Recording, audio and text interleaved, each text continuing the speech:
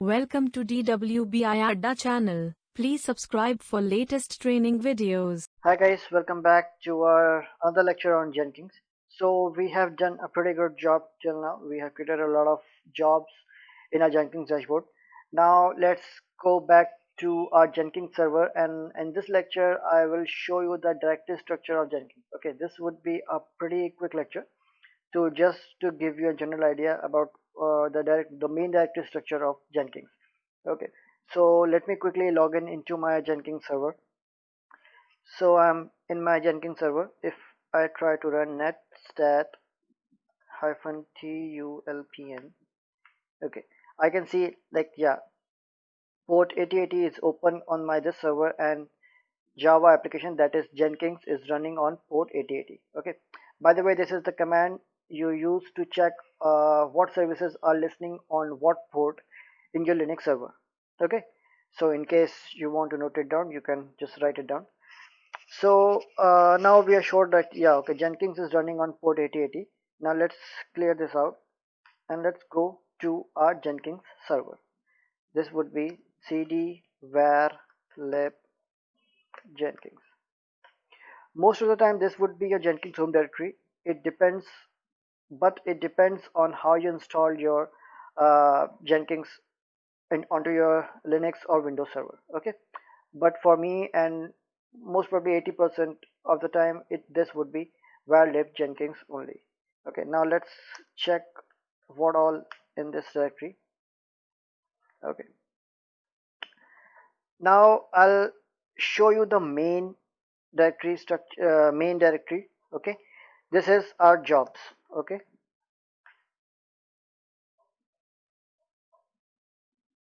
yes, so here we have all our jobs which we have created till now. Okay, it contains build number, config.xml file. Okay, I'll show you cd deploy.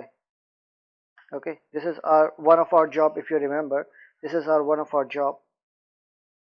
Now if I do ls-l, okay, this is a config.xml which is created, and if we go to builds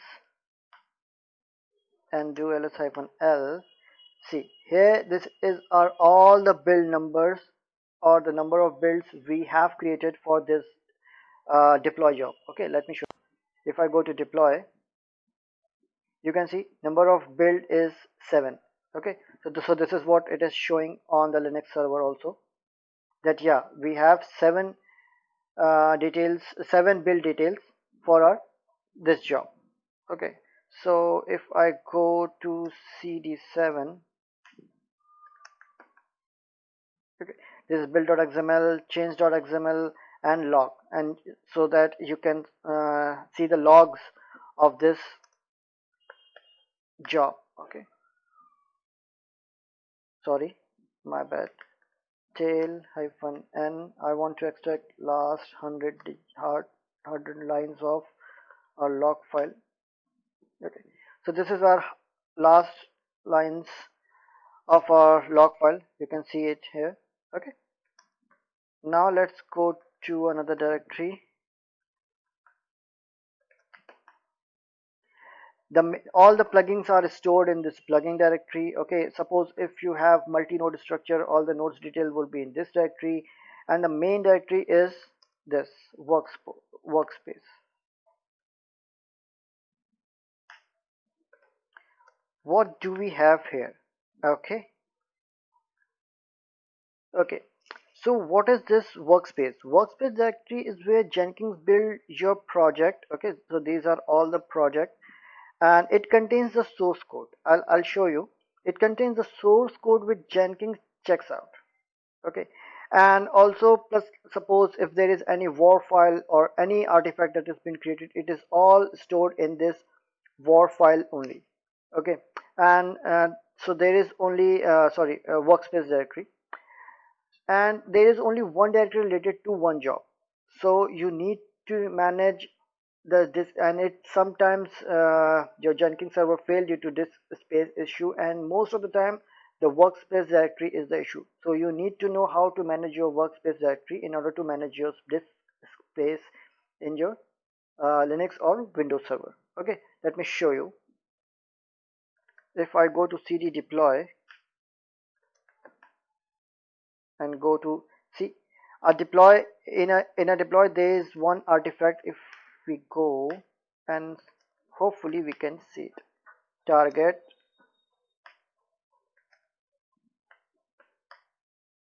web app.war file. Okay, so the war file has been created during the build process of this deploy job. So all the war files or the like artifacts or anything that is created during build is stored in any particular job, is stored in this workspace directory of that particular job. Okay,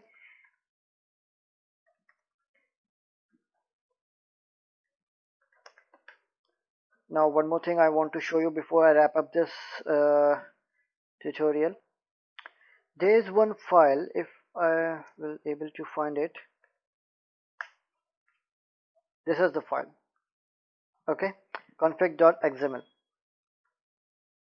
See, this is very important file in a scenario in which you sometimes, what happens, you might be able to forget your Jenkins username or password. Okay, so in that case this is the file which you'll have to get in to retrieve your Jenkins server. Okay, I'll show you how. So suppose if you forget your username, not your username, your password in your Jenkins server, so you'll open that config.xml, and under authorization, just above the authorization, you see use security, and then it is set to true. Okay, and so what you'll do, you'll press I and backstab and set it to false. Okay, so what will happen when you set it to false? Okay, so you have to set it to false and then restart your Jenkins server. So whenever you so after restarting your server, now then if you go to your Jenkins URL and go to your like login and logout won't be available, you will be able to log in into Jenkins server without any user credential. Okay, yeah, it's a pretty risky task. There are other ways to reset your password. This is the most easiest way, and other ways also I can discuss, but it is the most easiest way and a bit of risky also. So you will be able to log in into a Jenkins server without any user credential, and then you can go to your manage Jenkins and credential and create your own credential for your Jenkins server. Okay, thereafter you can just revert back your changes and everything. So this is the main main reason I want to show you the config.xml.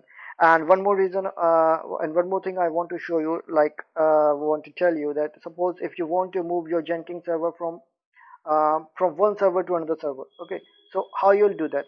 What you'll do, you'll have to just copy this folder, okay, to some remote directory. Okay, user something or anything, wherever on which server you want to move your Jenkins server. So whatever you need, you just need to move this Jenkins home directory to the new server. Okay, so yeah, this is the main reason. I just want to show you to just give you a general idea of Jenkins directory structure. So I hope you get to understand this, and well, thank you so much